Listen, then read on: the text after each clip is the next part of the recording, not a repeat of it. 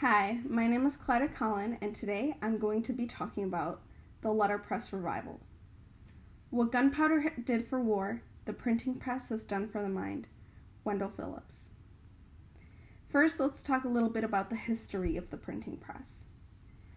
When the printing press was conceived in the mid-1400s, it was one of the most monumental events in human history. Today, we talk about apps as a disruptive technology, but the letterpress was the original disruptive technology. It completely revolutionized the way that we distributed ideas and information and created them. It democratized information. In a world that was dominated by painstaking woodcuts and handwritten manuscripts, the printing press completely, the time that it took to distribute information was reduced dramatically. And even people who weren't able to read could understand the information through the illustrations and photographs in a newspaper, for example. Gone was the time when only the richest, most powerful people in the world could possess knowledge as a luxurious commodity. And now any common person could have knowledge and information. When people hear letterpress, the name that is most associated with that is Johann Gutenberg. So he conceived the letterpress as we know it today around 1450. He didn't invent the printing press, ink, or printing in general. But his contribution to this was that he cast metal type. Movable type was developed in China by Bi Sheng, but his movable type was, hand-carved wood blocks. So when Johann Gutenberg, who was trained as a goldsmith, and he was also an inventor, when he cast metal type, this is the great revolution that allowed him to successfully combine all the complex systems and subsystems that were necessary in order to print the first typographic book, which in his case was a Bible. And this type of printing dominated for 500 years, which is insane when you consider that today, for example, a MacBook that you buy today in 8 years or maybe less will be completely obsolete. So in the mid-1900s, with the birth of offset printing and lithography, those two mainly took over for books and newspapers, and the popularity of letterpress printing took a nosedive.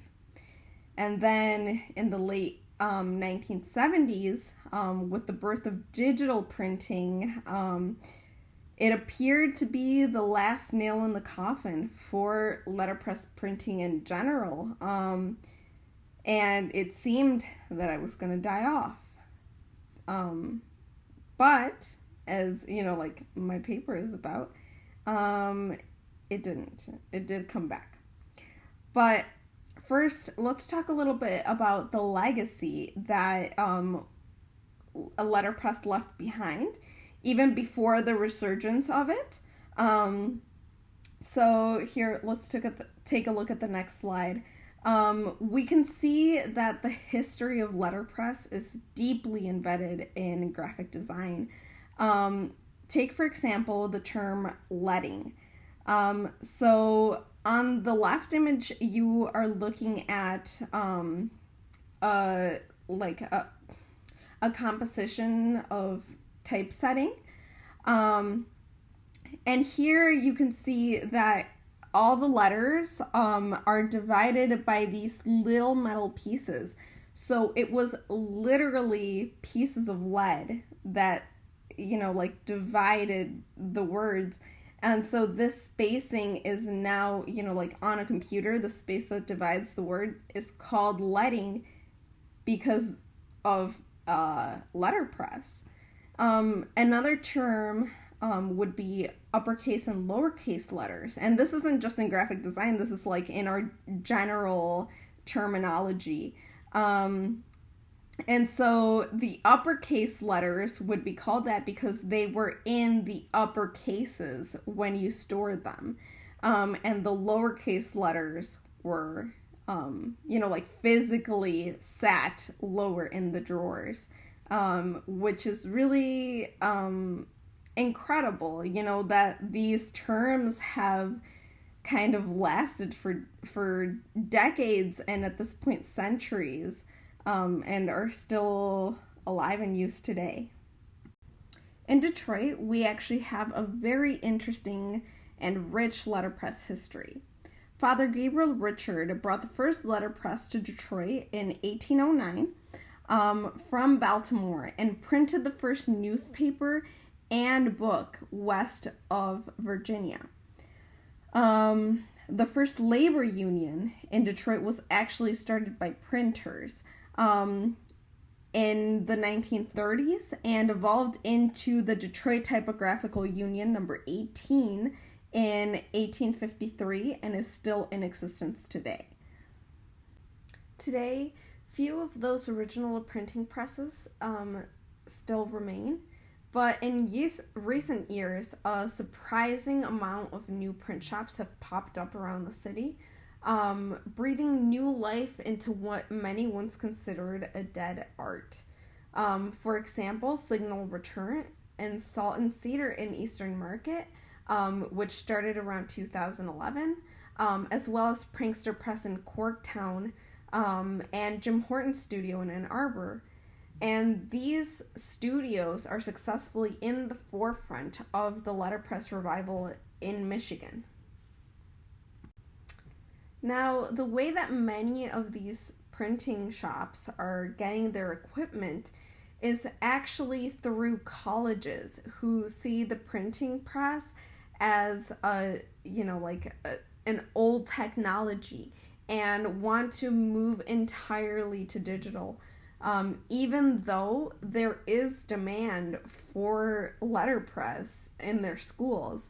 For example, the University of Michigan had a broken letterpress for many, many years until Liz Layden's, who is now the owner of Prankster Press, fought for that printing press, for her to be able to fix it.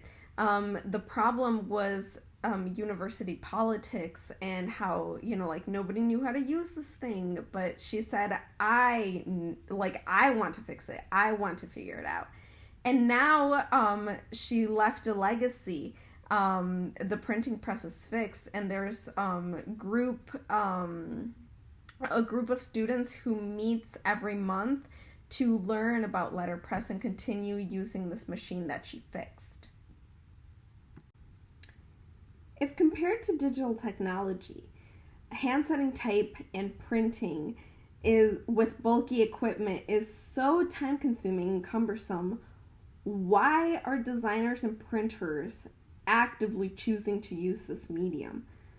Well, ironically, even though the letterpress was invented to speed up the process of printing, we are now using it to slow it down. It helps us create work that is more considered and requires the skill and patience that is required for this medium. For example, Star-Shaped Press in Chicago, and the famous Hat Show print in Nashville are among hundreds of shops that have recently started, and it doesn't even take into account the individual printers that have bought their own presses in order to explore this medium.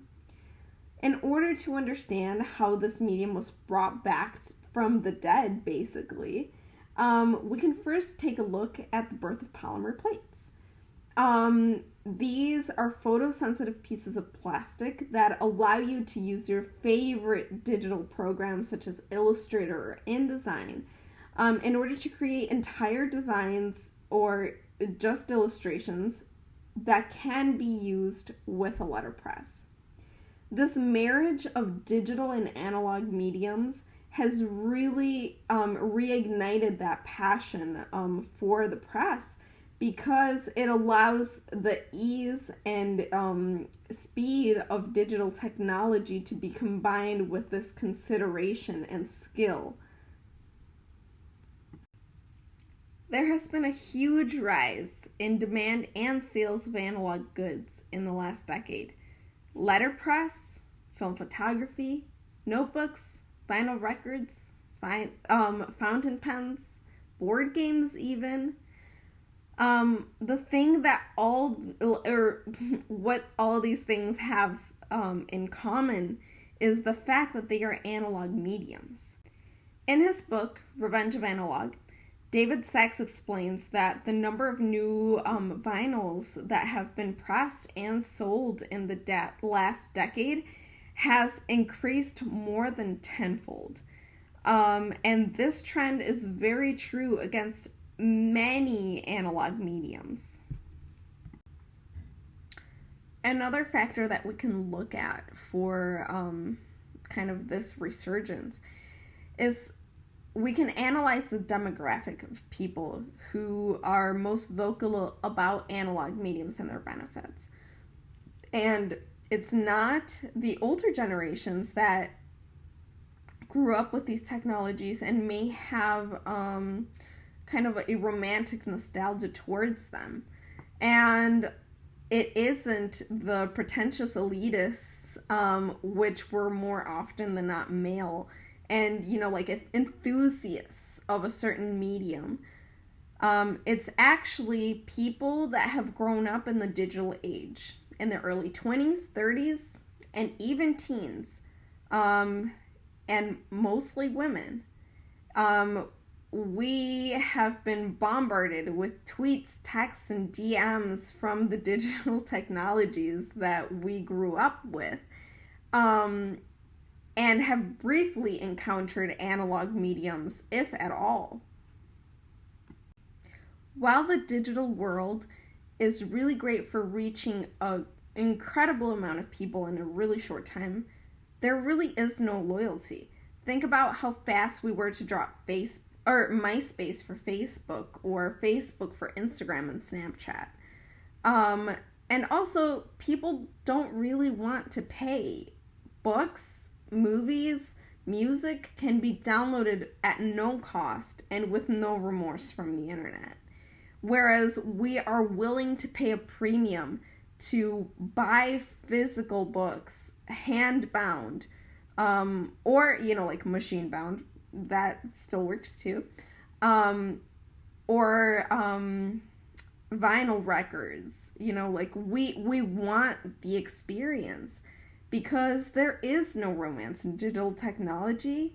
The analog engages every sense, like your sense of sight, of touch, of smell. It's not necessarily better quality, but because we live in this digital technology, we crave that handmade luxury, I guess. Like handmade items matter now more than ever because they're so uncommon. And being able to hold something in your hands that you created and say, I made this, is an incredible feeling that we can't really duplicate with digital technology. Analog is the future of digital technology. All you have to do is step foot into the headquarters of Facebook, Google, Yelp, or Pinterest. In these places, you will find open floor plans that encourage people to communicate in person, because anybody who has worked on any sort of creative project knows that the downtime in between and the conversations that happen are what bring out the true creativity in people. Or take, for example, the analog research laboratory in the Facebook headquarters. What this is basically just a print shop. People going and physically creating things. Designers, programmers, engineers. And they're in David Sacks's book. They are, one of these people is quoted as saying, I was just sitting at a computer. Well, I'm paraphrasing. I was just sitting at a computer and was restless to create something physical. And, this is somebody who works at one of, the top digital companies in the world. So for, we need to realize that digital isn't the end-all be-all. So I will leave you with this last thought, which is my conclusion, that we crave richness and experience in our lives. This is what letterpress and other analog mediums can provide for us. Add to that digital technology to bring communities together around these mediums, and you have a beautiful balance of analog and digital technologies coexisting to enrich our lives. All right. Thank you so much for listening. That's the end of my presentation.